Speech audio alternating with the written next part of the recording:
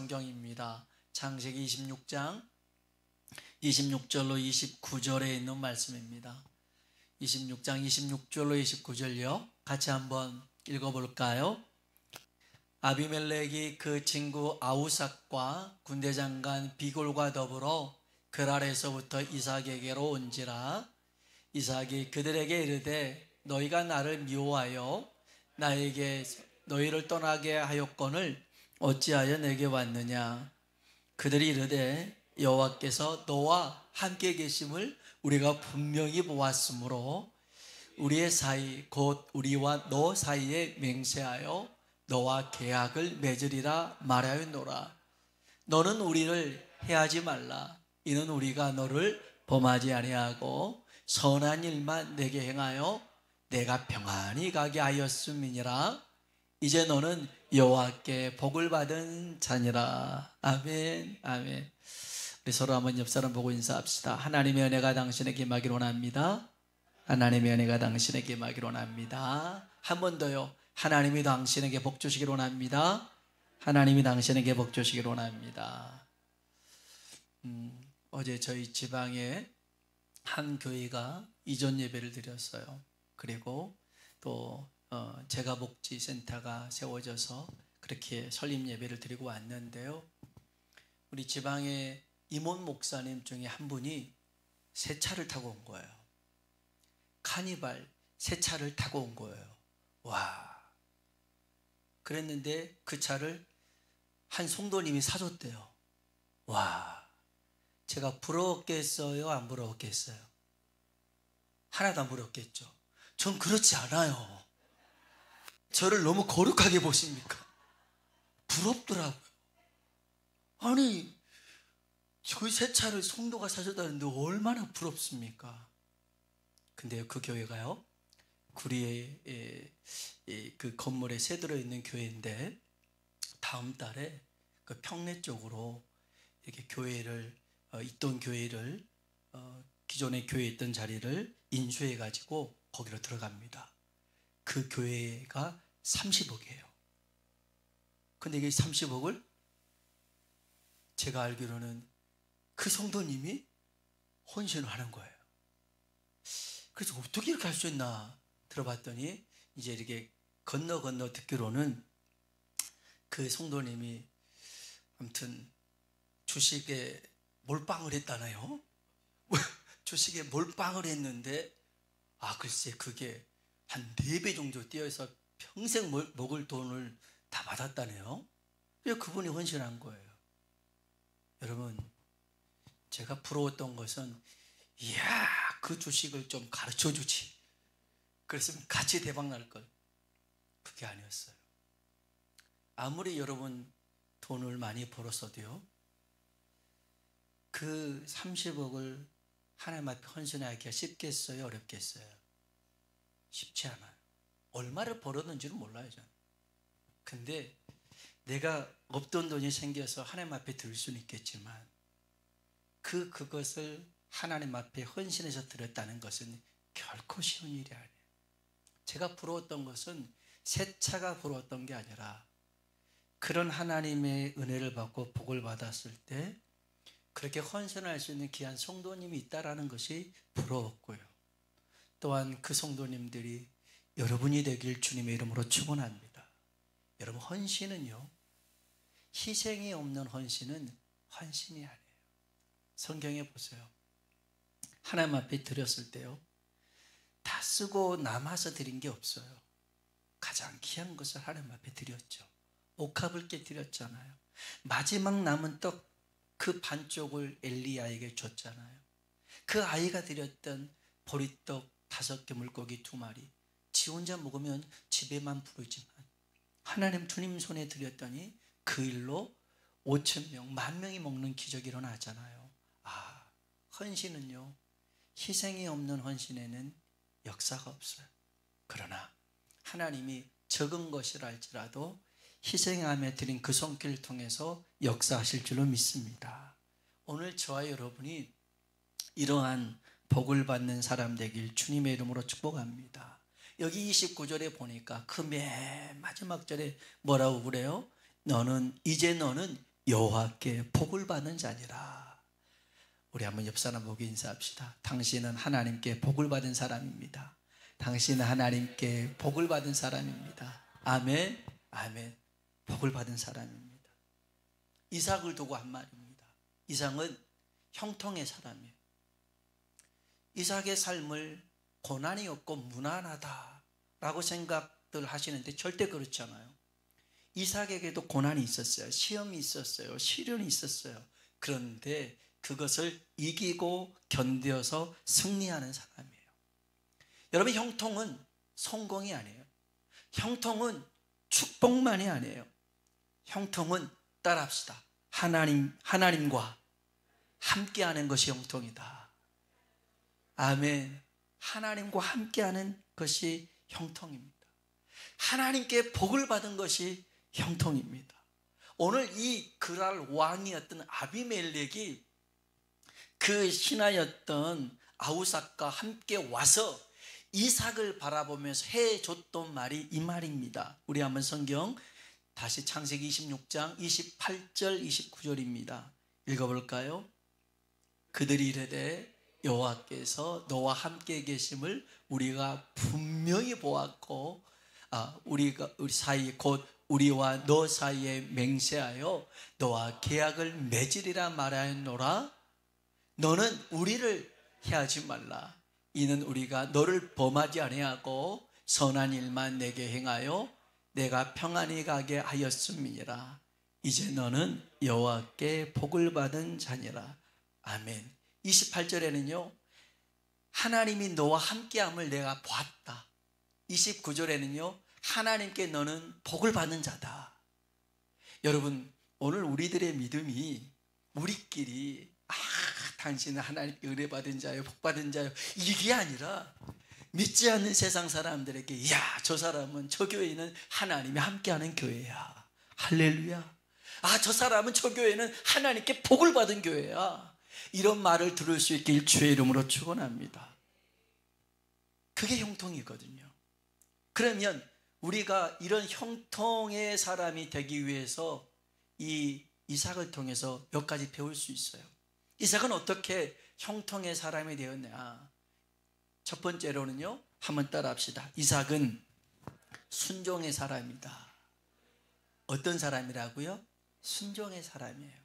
여러분, 하나님과 함께하고 하나님께 복을 받으시려면 하나님께 순종하는 사람 되길 주의 이름으로 축복합니다. 그게 형통입니다. 모리아 산에서 아브라함이 이삭을 번제로 드리려고 합니다. 근데 이때 이삭이 도망치지 않습니다. 그때 이삭의 나이가 한 20살쯤 됐어요. 아브라함 나이는 120살쯤 됐습니다. 20살 청년 얼마나 재빠릅니까? 그런 재빠른 청년이 자기 죽인다고 칼을 꼽는다고 하는데 가만히 있겠어요? 도망쳐야지. 그런데 이삭은 가만히 있습니다. 이유가 있어요. 이삭은 아버지 아브라함을 신뢰했어요. 내 아버지는 좋은 분이다. 신뢰했어요. 그리고 우리 아버지가 믿는 하나님은 좋은 분이다. 그걸 신뢰했어요.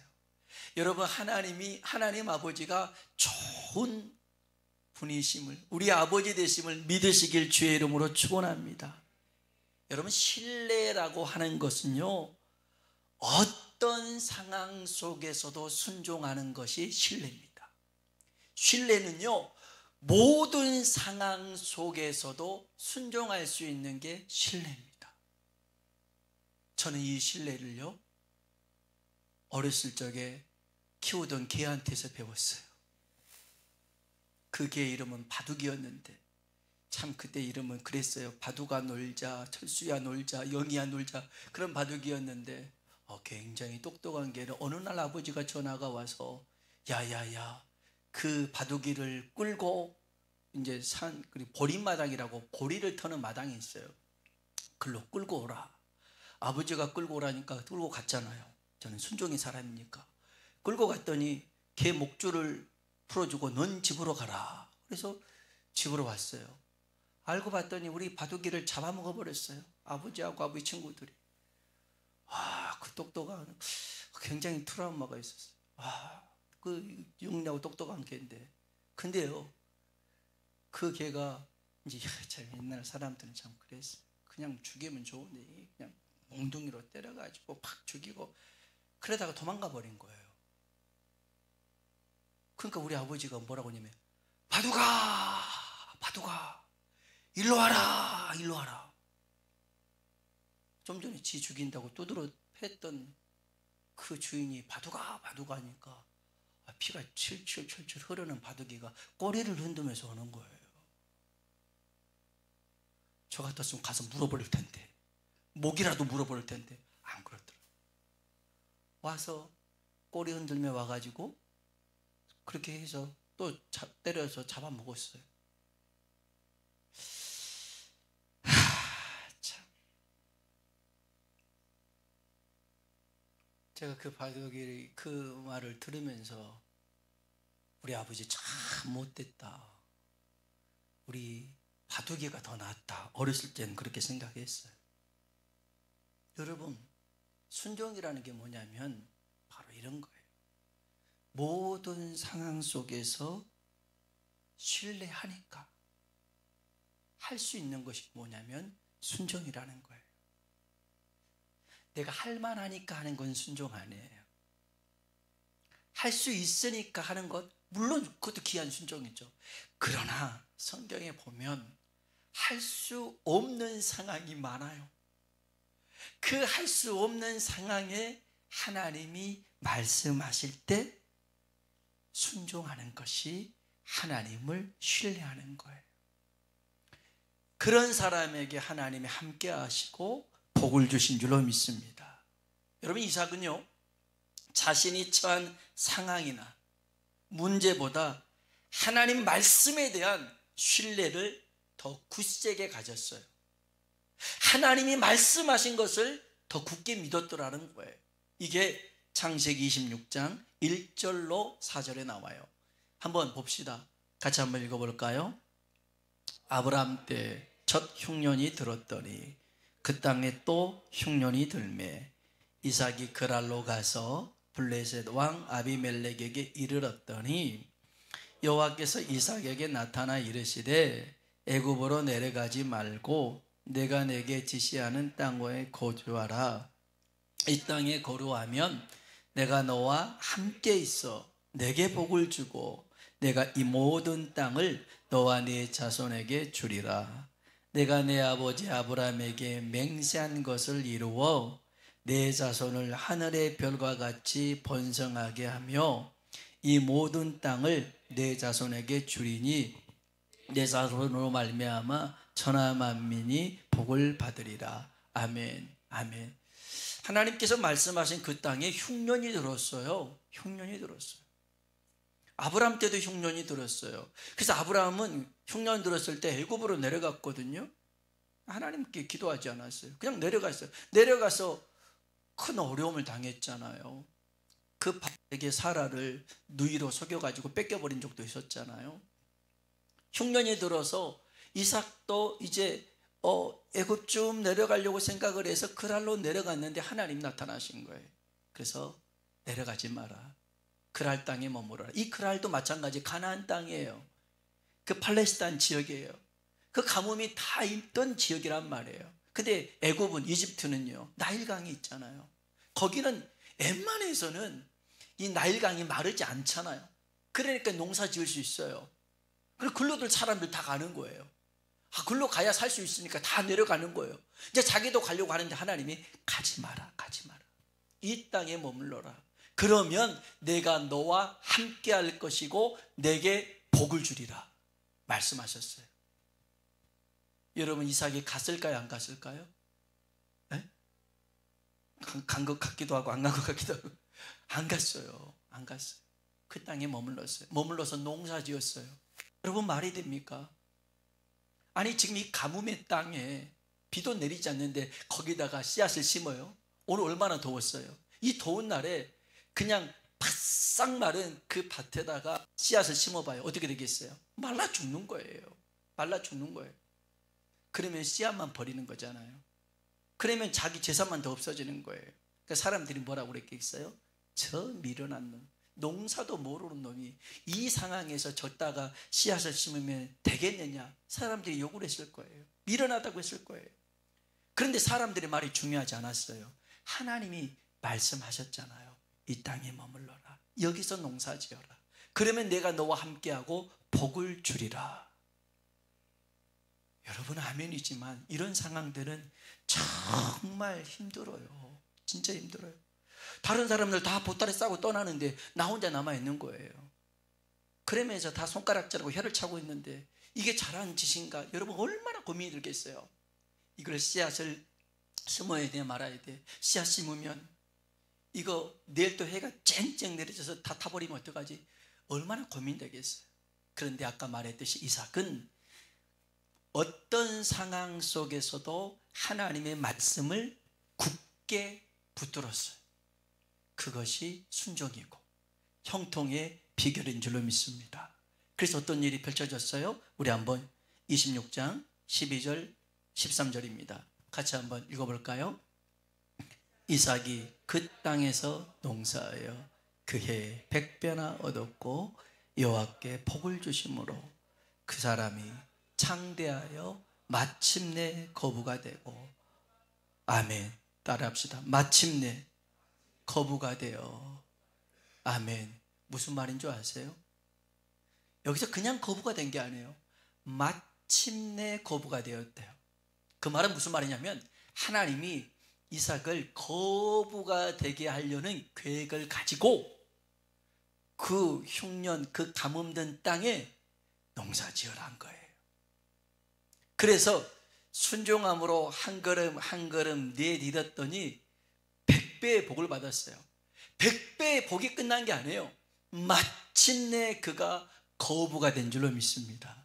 여러분 하나님은 우리에게 복을 주시는 분인 줄로 믿습니다. 그러려면 복 받는 자리로 나아가야겠죠. 그 자리가 어떤 자리예요? 순종의 자리입니다. 순종은 내 생각을 내려놓는 자리예요. 어느 때는 내 경험도 내려놔야 되는 자리예요. 저거 안 되는데 내가 해봤는데. 베드로가 그랬잖아요. 예수님이 깊은 곳에 가서 그물 던져라 했더니 안 돼요. 밤새 수고했는데 거기도 가봤어요. 없더라고요. 못하겠어요. 정이 그러면 주님이 한번 가보시든지. 그런데 베드로는 그렇게 말하지 않았어요. 우리가 밤새 수고하여 얻은 것이 없지만은, 따라합시다. 말씀에 의지하여. 뭘 의지했다고요? 말씀에 의지. 어떤 말씀입니까? 깊은 데로 가서 고기를 잡으라는 주님의 말씀이에요. 생각해 보세요. 주님은 직업이 뭐예요? 하나님의 아들이 직업인가요? 아니잖아요. 직업이 뭐예요? 목수예요, 목수. 자, 목수가 있고 베드로의 직업이 뭐예요? 어부예요. 누가 바다를 더 잘 알아요? 목수가 더 잘 알면 이상하잖아요. 어부가 더 잘 알아요. 거기 나오는 포인트를 잘 알아요. 저도 바닷가 낚시 몇 번 따라가 봤는데 형님하고 갔는데 형님은 저짝에 던지는데 나는 요짝에 던지면 고기를 더 잘 잡을 것 같더라고요. 형님은 자주 나갔는데 저는 이짝에서 던졌어요. 한 마리도 못 잡았어요. 몇 시간 동안은 입질도 없는 거예요. 근데 형님은 막 잡는 거예요. 그래도 더 욕심 나가지고 저쪽 요만한 거 잡았어. 난 저쪽에다 던졌고 더 큰 거 잡아야지. 못 잡았어요. 목사가 어떻게 그 고기 잡는 걸 알겠어요? 그런데 목수가 어떻게 바다를 알아요? 그런데 목수의 말에 순종한 게 아니에요. 주님의 말씀에, 하나님의 아들 된 주님의 말씀에 순종한 거예요.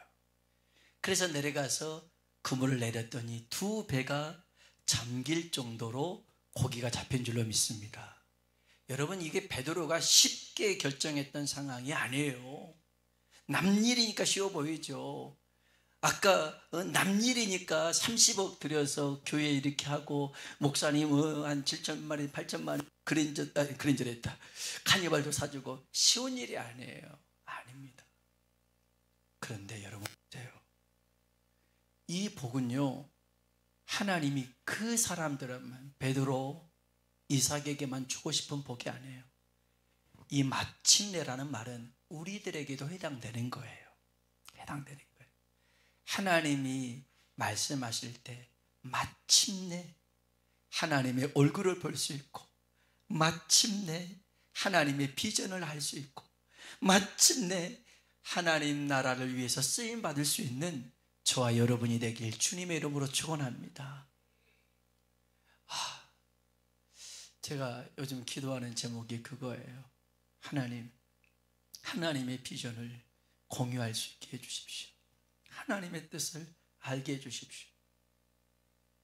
그래서 우리 교회가 그 하나님의 비전을 향해서 그렇게 내딛고 그 일들을 감당하면 좋겠습니다.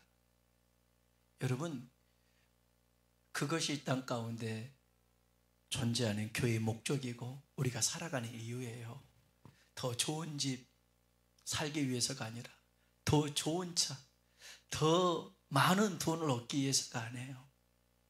오늘 또 우리 권사님 한 분이 돌아가셔서, 어제 돌아가셔서 입관 예배 드리고 이제 예배 마치고 또 위로 예배를 가는데, 저 입관할 때마다 우리 성도님 자리에 저는 다 들어가요. 들어가서 마지막 그 이미 영혼은 하나님 품에 안겼지만 그 시신을 두고 기도합니다. 근데 보면 갈 때는요 다 두고 갑니다. 아까도 입관 예배 때 얘기했지만 산자와 죽은 자의 차이는요 옷에 있어요. 수의에 있어요. 수의에 주머니 없잖아요. 없어요. 죽은 사람 옷에 무슨 주머니가 무슨 필요가 있어요. 산 사람이라 되니까 오른쪽에도 있고 왼쪽에도 있고 뒤쪽에도 있고 넣을 데가 왜 이렇게 많은지 몰라요. 그런데 갈 때는요 주머니 하나 없어요. 가진 것 없어요. 다 놓고 가는 거예요. 그게 인생이에요. 그게 인생. 여러분, 그래서 우리가 더 가지려고 예를 쓸 게 아니라 하나님의 뜻을 더 이루기 위해서 순종하며 나아갈 수 있는 하나님의 사람 되길 주님의 이름으로 축복합니다. 시간이 없어서 오늘 이삭이 형통의 사람이 된 이 네 가지가 있는데 그 중에 한 가지만 순종의 사람에 대해서 말씀을 드렸어요. 순종은 쉬운 게 아니에요. 쉬운 거를 하나님께서 말씀하셨다라고 하는 것은 순종이 아니에요. 잠자라, 밥 먹어라, 화장실 가라, 이렇게 하나님은 말씀하지 않았어요. 그렇게 말씀하지 않아도 우리는 다 할 수 있어요. 다 할 수 있어요. 그런데 하기 싫은 게 있어요. 어떤 사람 찾아가서 미안하다라고 말하라고 할 때가 있어요. 실수를 인정하라 할 때가 있어요. 그리고 내 것을 나눠주라 할 때가 있어요. 싫은데. 네, 그렇게 하라 할 때가 있어요. 왜 싫어요? 하기 싫으니까 싫은 거죠. 어려우니까 싫은 거죠. 그런데 그것을 하나님이 말씀하실 때 거기 역사가 있는 거예요. 거기 하나님의 뜻이 있는 거예요. 거기 하나님의 축복이 있는 거예요. 그래서 그때는 상황을 보는 게 아니에요. 문제를 보는 게 아니에요. 사람을 보는 게 아니에요. 하나님을 보는 거예요. 하나님을 보고 순종하며 나아갈 때 우리가 형통의 사람이 될 줄로 믿습니다. 여러분, 하나님 봅시다.